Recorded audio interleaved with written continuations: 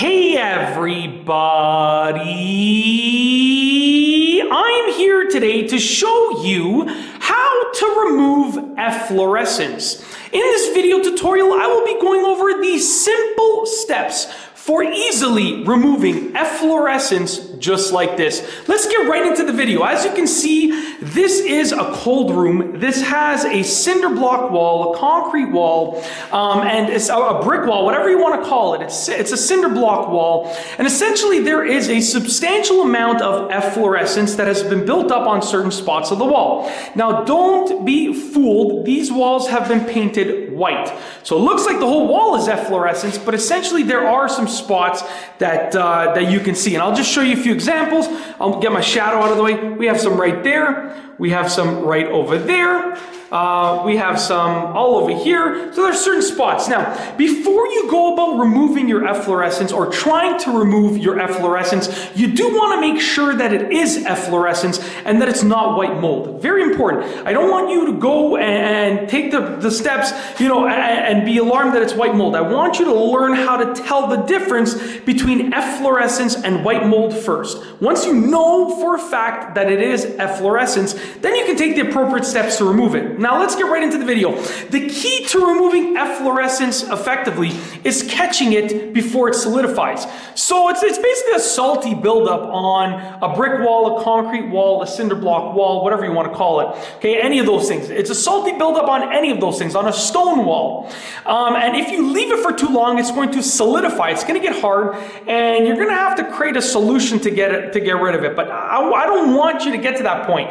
As you can see right here, this is still relatively fresh, relatively soft. Okay, so what you're going to need is either a broom. Okay, you can use a broom if the bristles are pretty stiff, or you can use like a drywall knife, a putty knife like this, just like that, or even like a chisel, anything with a hard, sharp edge.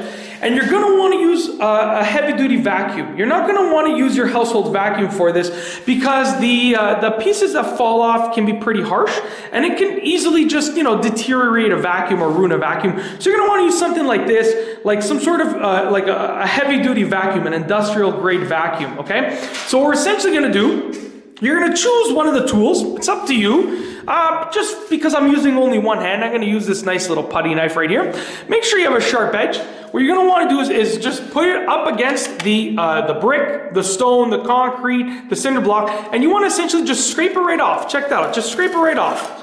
Just like that, okay? Simple, simple, simple, simple. Check that out. And you can do this with all of the efflorescence that you find. So right here, there's a little bit more.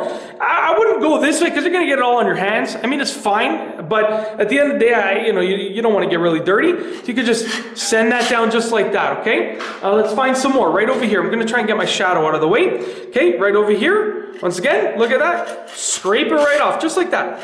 Okay, just like that. Now, what you don't want to do, it's a very simple tip, very important tip, might I add. What you don't want to do is you absolutely do not want to try and remove it with water. And I'll tell you why.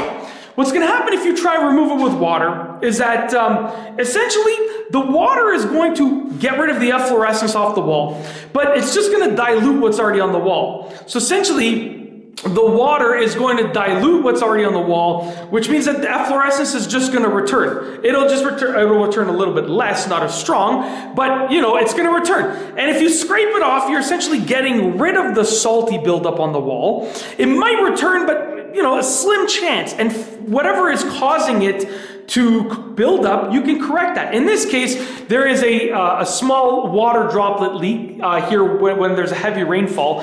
Honestly, like it's just a tiny little puddle. But over time, what happens is the salts in the water evaporate onto the walls and an efflorescence buildup happens.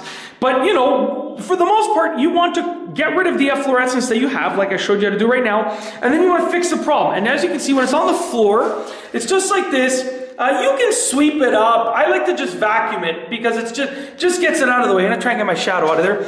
I like to just vacuum it up because it gets it out of the way and done. If I sweep it, it might create a little bit more of a mess, blah, blah, blah. So at the end of the day, removing efflorescence, how to remove efflorescence is an easy process.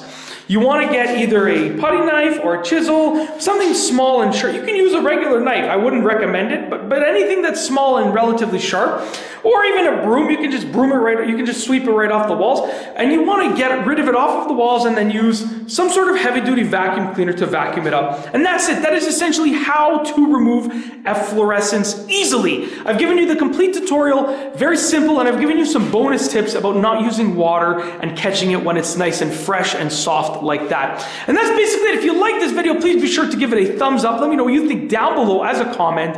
And of course, be sure to subscribe for more great videos just like this one. And that's all I have for you today. Thanks for watching.